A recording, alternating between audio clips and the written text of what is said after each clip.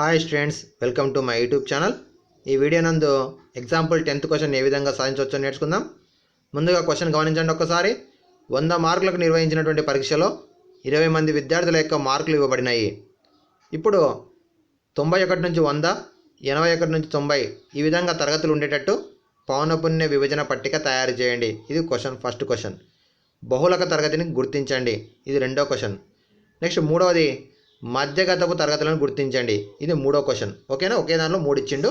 ముందుగా ఫస్ట్ అయితే ఏం చెప్పిండు, 20 మంది విద్యార్థుల యొక్క మార్కులు ఇవ్వబడ్డాయి కాబట్టి పౌనపున్య విభజన పట్టికను తయారు చేయాలి. అది కూడా ఎట్లుండాలి, తరగతులు 91 నుంచి 100 ఫస్ట్ తరగతి.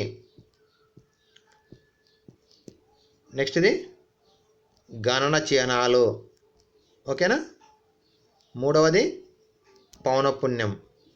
ఓకే, మూడో దాంట్లో పౌనపున్యం ఉండేటట్టు మనం ఏం చేస్తాం, పట్టిక తీసుకుంటాం.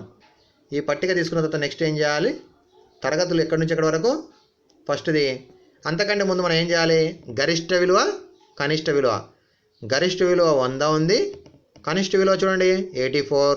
84 కంటే బిఫోర్ ఏమైనా ఉందా, 75 ఉంది. ఈ 75 కంటే బిఫోర్ ఏముంది, 60 ఉంది. ఇంకా 60 కంటే లో ఏమైనా ఉందా, నో. సో కనిష్ట విలువ 60, గరిష్ట విలువ 100. సో 100 - 60 ఏమవుతుంది, 40. ఇదేమవుతుంది మనకి, వ్యాప్తి. వ్యాప్తి ఈజ్ఈక్వల్ టు 100 - 60 40 వస్తుంది.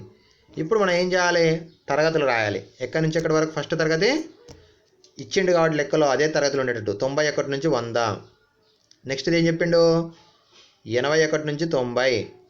మీతో చెప్పండి, 71 నుంచి 80. నెక్స్ట్ది 61 నుంచి 70.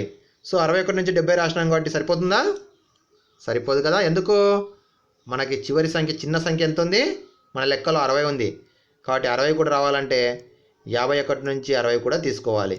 ఓకేనా. ఇప్పుడు గణన చిహ్నాలు. ఫస్ట్ రాశి ఎంత ఉంది, 93 ఒకటవ తరగతి, 84 రెండవది, 97 ఒకటవది, 98 ఒకటవది, 100 ఒకటవది, 78 మూడవది, 86 రెండవది, 100 చూడండి ఇక్కడ ఈ విధంగా ఇస్తాం. 85 రెండవది, 92 ఫస్ట్ది, 55 చివరి సారీ ఇక్కడ 55 కూడా ఉంది కాబట్టి మనకి 55 కూడా ఉంది ఇక్కడ.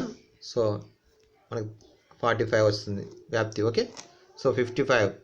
నెక్స్ట్ది 91 ఫస్ట్ దాంట్లో, 90 సెకండ్ దాంట్లో, 75 సో థర్డ్ దాంట్లో, 94 ఫస్ట్ది, 83 సెకండ్ది, 60 చివరిది, 81 సెకండ్ది, 95 ఫస్ట్ది. సో పౌనపున్యం చెప్పండి. ఫస్ట్ దాంట్లో 9 6 2 2. సో 9 + 6 ఎంత, 15. 15 + 2 17. 17 + 2 19. మన బుక్లో క్వశ్చన్ తప్పు పడింది, 20 మంది విద్యార్థులు అని చెప్పిండు కానీ మనకి 19 ఇవ్వడం జరిగింది కాబట్టి సో ఇచ్చిన దానికి మనం చేస్తే 19 వస్తుంది. పౌనపున్యంలో మొత్తం 19. ఓకేనా, first question completed. Second question ఏం చెప్పిండు, బహుళక తరగతిని గుర్తించండి. మరి అధిక పౌనపున్యం ఉన్న తరగతి ఎంత, ఫస్ట్ తరగతి. సో మొదటి దాన్ని ఏమంటాం, బహుళక తరగతి అని అంటాము. మొదటి తరగతిని ఏమంటాము, బహుళక తరగతి అంటాము. ఓకేనా, ఫస్ట్ తరగతి బహుళక తరగతి. నెక్స్ట్ది ఏం చెప్పిండు, మనకి మధ్యగత తరగతిని గుర్తించాలి. మళ్ళీ మధ్యగత తరగతిని ఏ విధంగా గుర్తిస్తామో తెలుసా. ముందుగా సంచిత పౌనపున్యం రాయాలి. ఏ సంచిత పౌనపున్యము, ఆరోహణ సంచిత పౌనపున్యము. మరి ఆరోహణ అంటే ఎక్కడి నుంచి రాయాలి, ఇక్కడ మన లెక్కలో రివర్స్ ఉంది కాబట్టి కింది నుంచి రాయాలి. 2 4 10 19. ఓకేనా, 19లో హాఫ్ ఎంత, 9.5.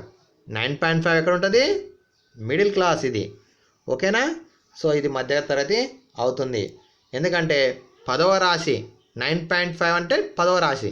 10వ రాశి ఏ రాశి దాంట్లో ఉంది, కింది నుంచి మూడోది, పైనుంచి రెండో దాంట్లో ఉంది కాబట్టి అదే మధ్యగత తరగతి అవుతుంది.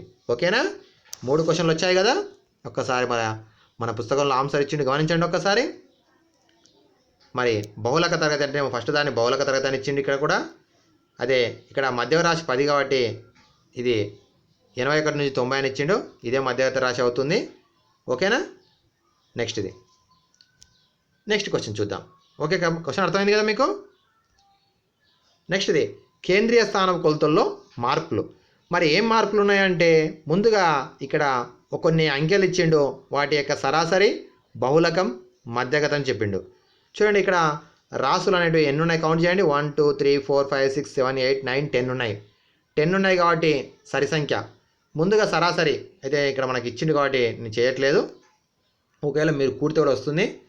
6 + 7 8 16 26 38 42 52 62 66 76 81 91 97 117 36 41 51 61 65 75 79 81 91 101 9 16 22. ఓకే, 122 వచ్చింది. సమ్ చేస్తే 122/10 12.2.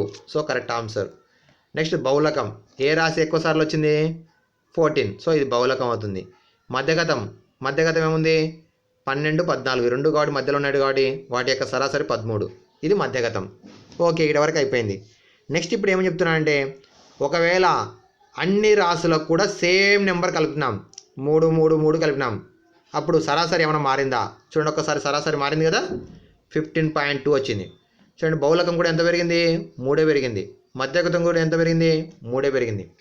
అలాగే అన్ని రాసులను డబల్ చేసినాం. డబల్ చేస్తే ఏమైంది? సగటు డబల్ అయింది, బహుళకం డబల్ అయింది, మధ్యగతం కూడా డబల్ అయింది. అంటే దీని నుంచి మనం ఏం నేర్చుకుంటున్నాము అంటే ఇచ్చినటువంటి రాసులు మనకి for example A B C D 4 రాసులు ఇచ్చిండు.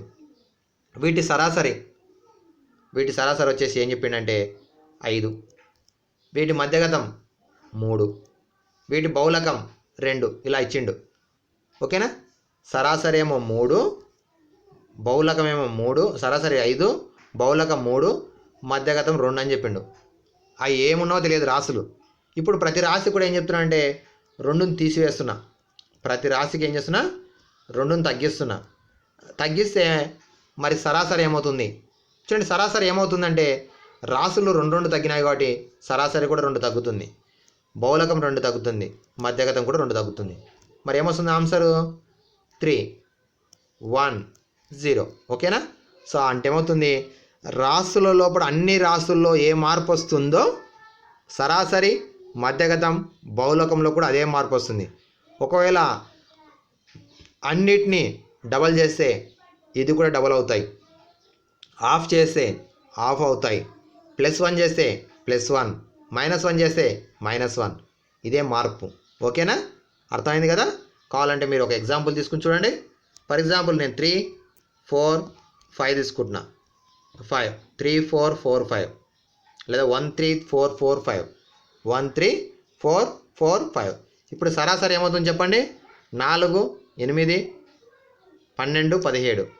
17/5 అంటే 5 3 15 3.4 వస్తుంది. 3.4. ఇప్పుడు ప్రతి రాశిని కూడా నేను ఏం చేస్తున్నా అంటే 2 యాడ్ చేస్తున్నా. 3 5 9 9 7. ఓకే, 3 5 6 6 7 యాడ్ చేయండి. 3 + 5 8, 8 + 6 14, 14 + 6 20, 27/5. సో 27/5 చేస్తాం వచ్చింది 5.4 వచ్చింది. కరెక్ట్ వచ్చింది కదా? సో ఈ విధంగా మనం మిగతావి కూడా అదే విధంగా వస్తాయి. ఒకసారి మీరు ప్రయత్నించండి, ఖచ్చితంగా కూడా వస్తాయి. Thank you students. ఓకే, ఇంతటితో ఈ చాప్టర్ కంప్లీట్ అయింది. నెక్స్ట్ చాప్టరు మనం 3rd and 4th చాప్టర్స్ 2 కూడా మనకు జ్యామితికి సంబంధించినటువంటి చాప్టర్స్.